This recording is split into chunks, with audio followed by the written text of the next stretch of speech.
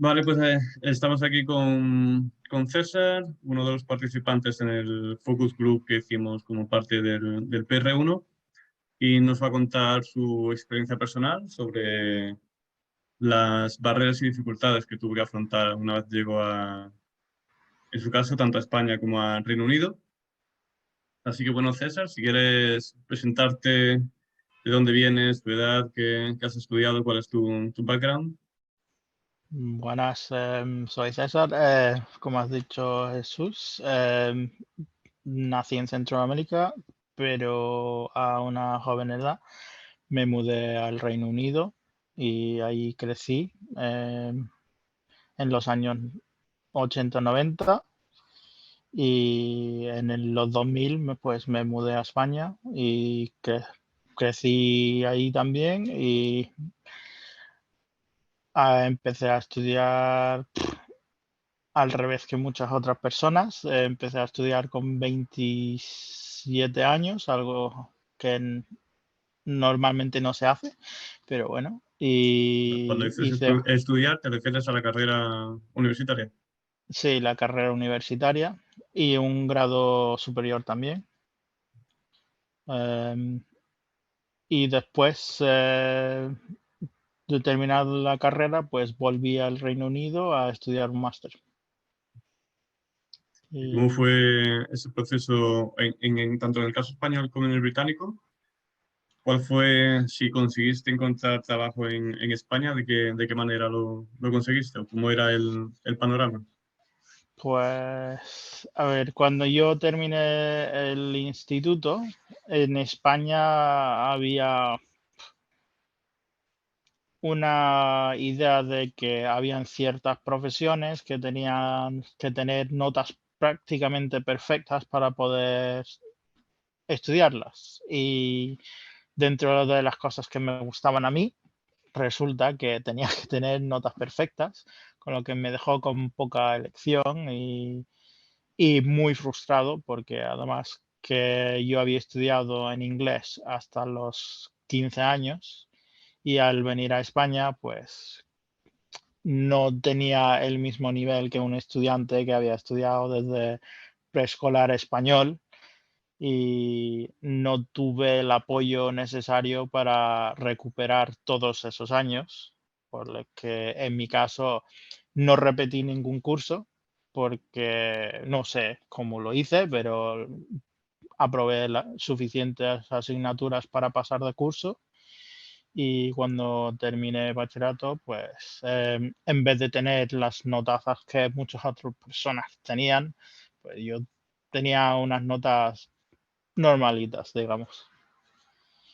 Fue- Y fue- me puse a trabajar, básicamente. Y estuve trabajando 8 años. eh, y cuando la vida cambia, pues ya se me metió en la cabeza, mm, quiero estudiar. Quería estudiar enfermería en ese momento y claro, tampoco tenía suficientes notas en ese momento porque en vez de ser más fácil, se complicó más porque ya la demanda de personas para esa profesión en concreto, esa profesión, era tal que las notas eran más selectivas aún. Y hice algo que a lo que me había estado dedicando, que era la mecánica, una parte de mi trabajo anterior, y dije, pues nada, en ese momento, pues decidí, bueno, un grado superior al que podía acceder y mi pensamiento en ese momento era, bueno, mundo laboral, pues con este título poder trabajar tranquilamente.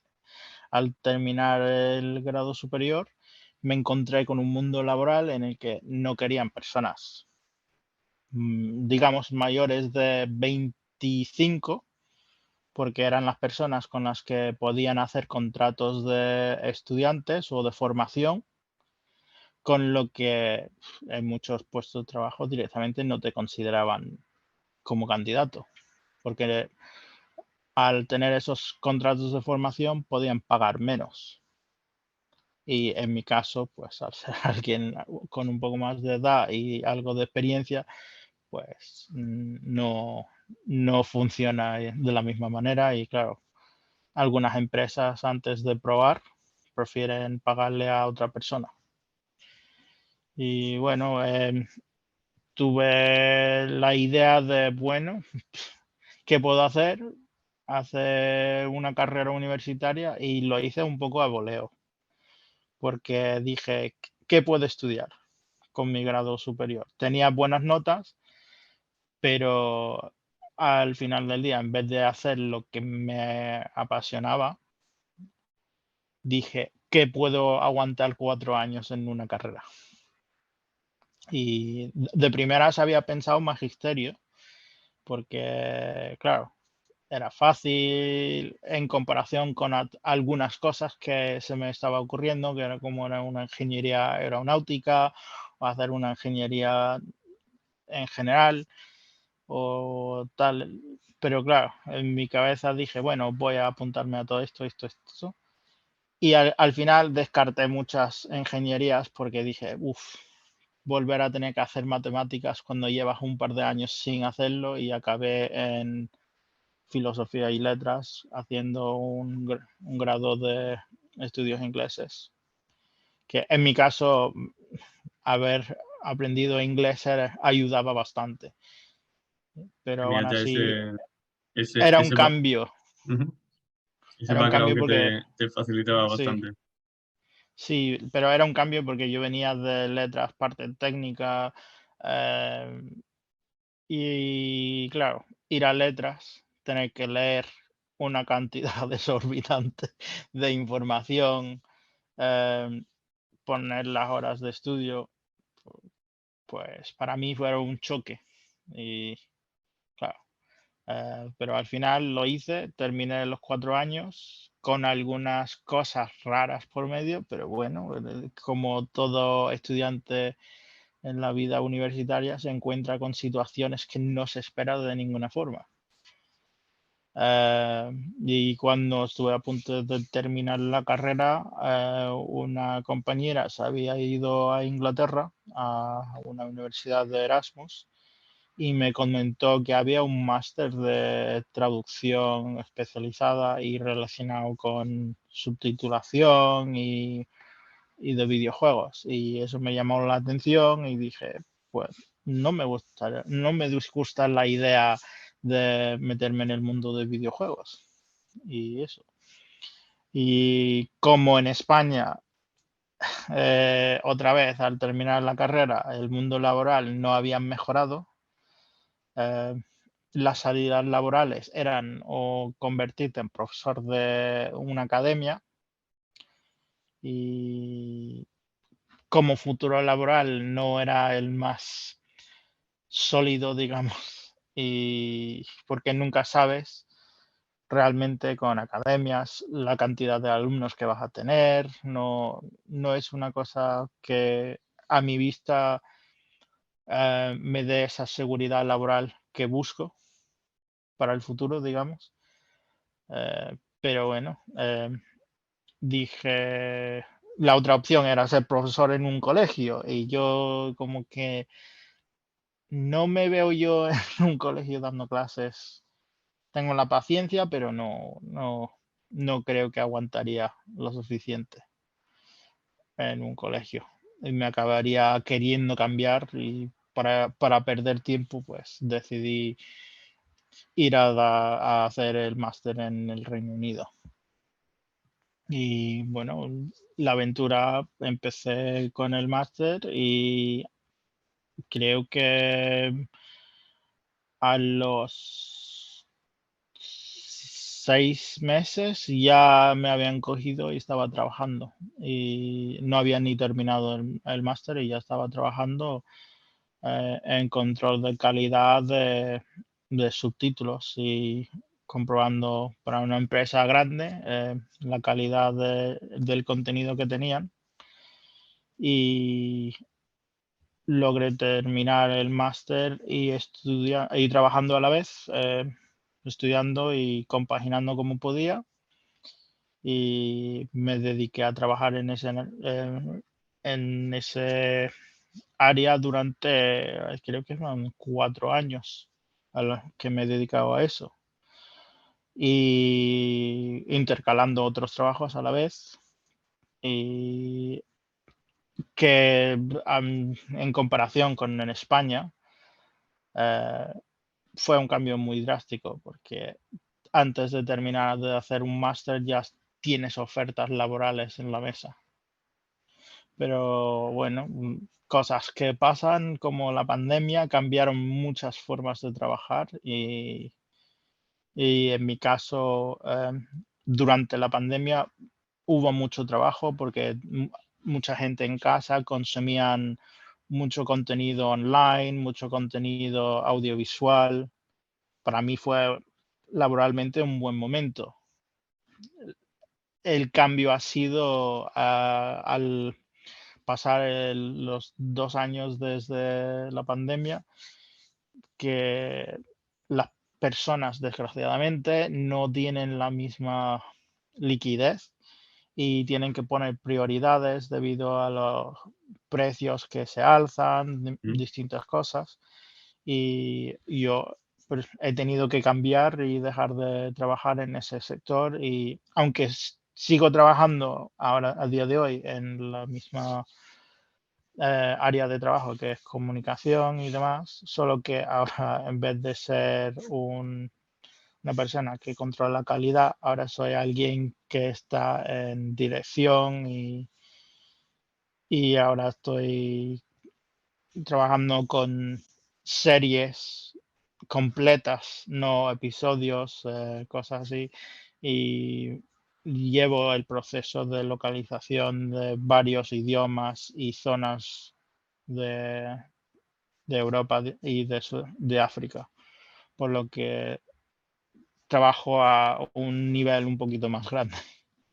Pero bueno, Vale, y volviendo al principio cuando comentabas sobre tu llegada a España, viniendo de Reino Unido, ¿tuviste muchos fue, problemas de adaptación o barreras a la hora de...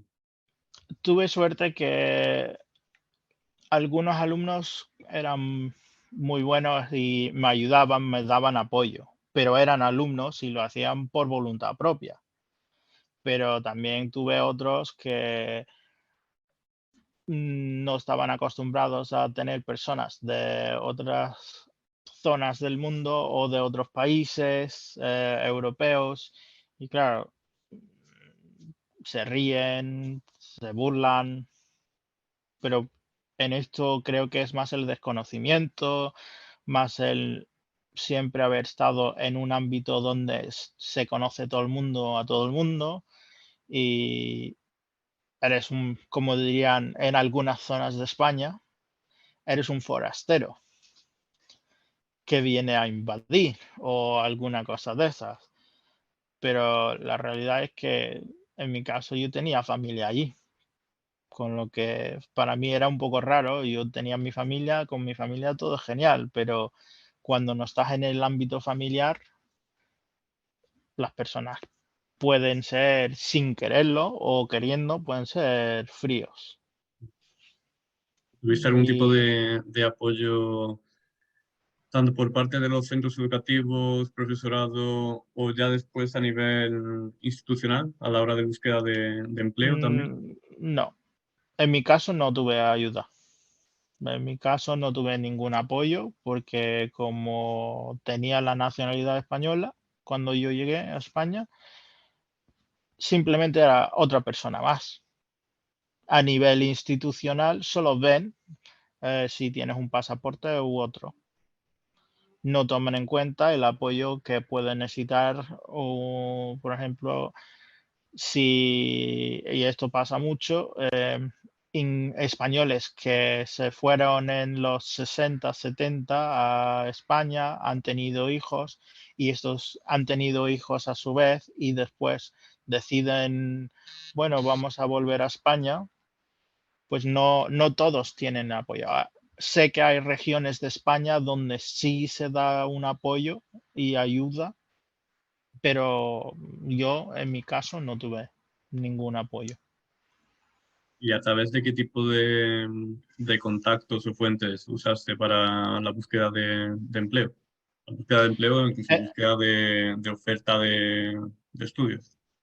En mi caso, para España, simplemente cuando llegamos a España era como donde te mudabas, te asignaban un centro educativo y ahí es donde estudiabas. Y luego cuando quise entrar en el mundo laboral, antiguamente Internet no era tan usado y era más boca a boca, periódicos y lo general, medios de comunicación, televisión, que es uno de los que, en mi caso, fue los que me ayudó a encontrar mi primer trabajo.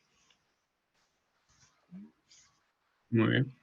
Y desde tu, o sea, entiendo que obviamente como ciudadano con la nacionalidad no tendrías ningún tipo de ayuda económica especial más allá de... No, no.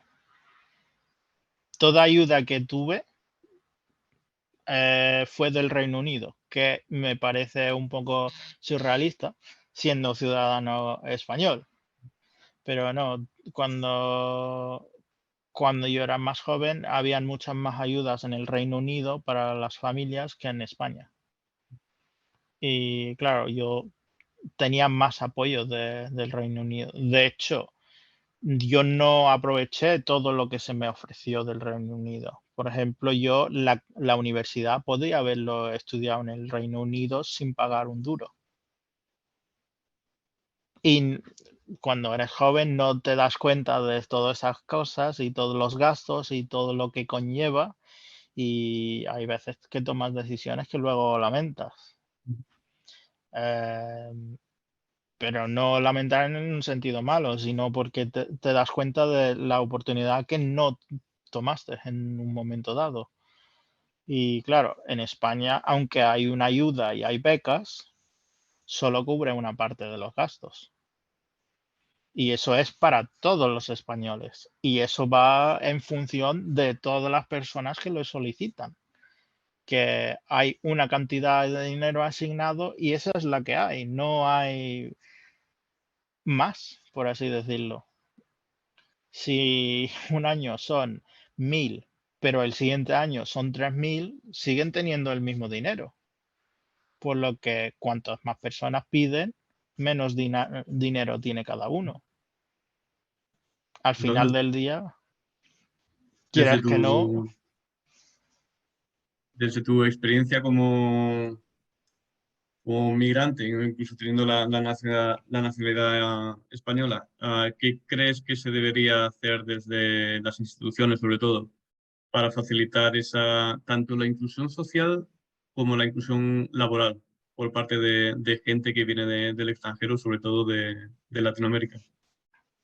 en mi caso yo tenía la nacionalidad, pero mi madre no la tenía cuando llegamos a España. Porque aunque mi madre estuviera casada, nunca había tenido la necesidad de tener la nacionalidad española. Y mi madre había estudiado en el extranjero. Y en su caso, era una profesional de alto nivel. Digamos que ella había estado de catedrática en una universidad, había fundado un departamento y la había creado desde cero y lo había hecho algo que a día de hoy es un departamento grande, no tiene nada que ver con cómo lo empezó mi madre, pero claro, cuando terminó su trabajo, se vino a Europa, en el Reino Unido. Ella encontró un trabajo en un centro privado y estaba allí trabajando y estaba muy a gusto. Cuando venimos a España, en el caso de mi madre,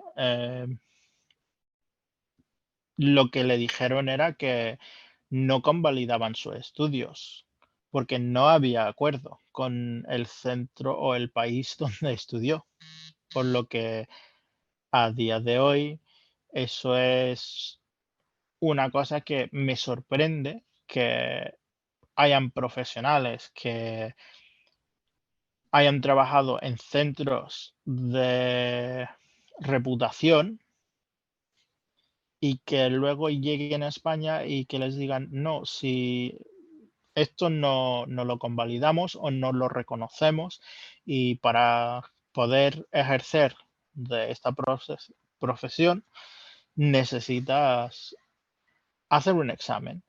Me parece bien hacer un examen para demostrar tus conocimientos. Hasta ahí lo puedo entender y me parece bien, pero debería funcionar en los dos sentidos.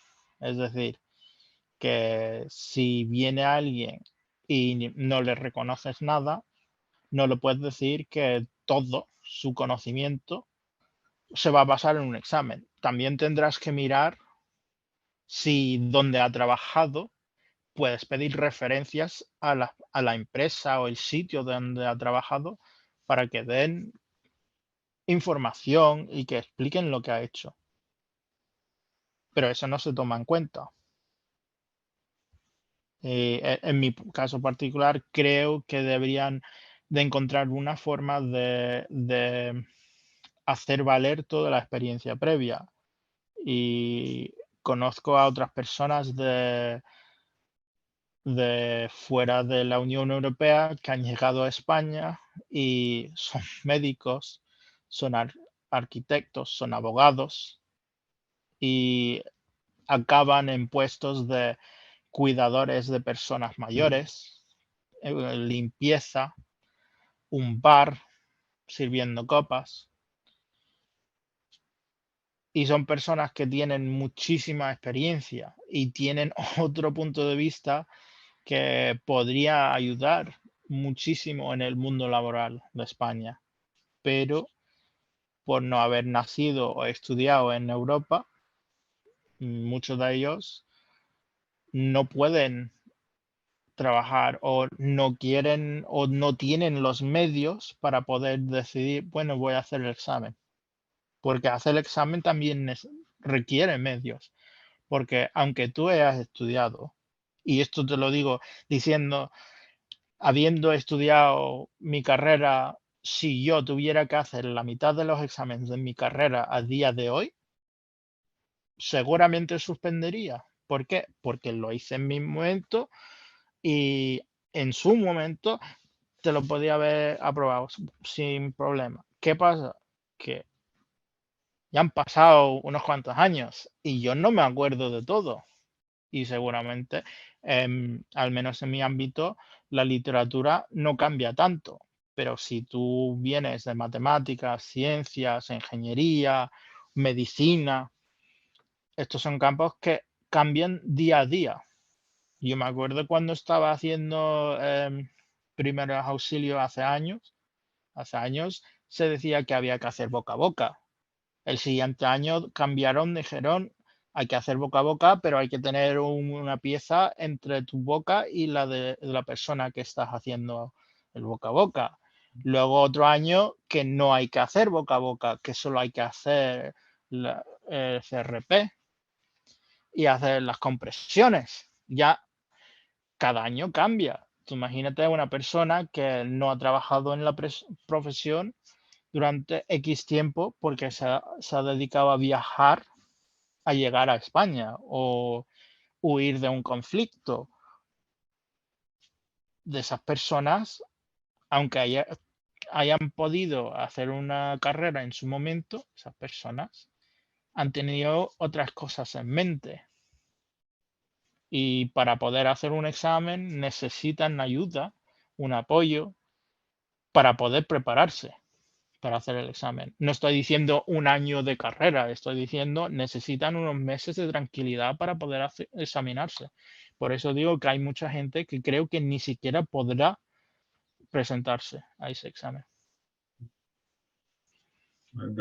Una de las principales razones que ya además salió como conclusión en Focus Group, que era ese problema de homologación de estudios. Y ya para finalizar, si hay algo más que quieras añadir sobre situación de migración latinoamericana en España, problemas que deben superar, de qué forma se les puede ayudar. Creo que pasan dos cosas. Una, que como sociedad española tenemos que abrirnos mucho más a recibir a gente, porque quieras que no, somos una puerta de Europa. Y por parte de todos los hispanohablantes, ¿para dónde van a querer ir? Para un país donde tiene un idioma común con las personas. ¿Qué pasa? Que hay zonas de España que siguen estando anclados en un pasado en el que, incluso siendo de España, por ejemplo, he estado en Asturias, donde en los pueblos perdidos, donde si tú eres andaluz y llegas ahí, te llaman forastero. Y eso es que eres español, pero te siguen llamando de forastero. Zonas de Cataluña donde, dependiendo cómo hables, te tratarán de una forma u otra. Porque no lo digo en plan para meter problemas, sino que si hablas con un acento andaluz, te tratarán mejor que si hablas con un acento madrileño. Quizás sea porque se llevan familias andaluzas que han emigrado a Cataluña y hay mejor contactos, no sé, pero pasa lo mismo cuando añades a esa ecuación personas extranjeras.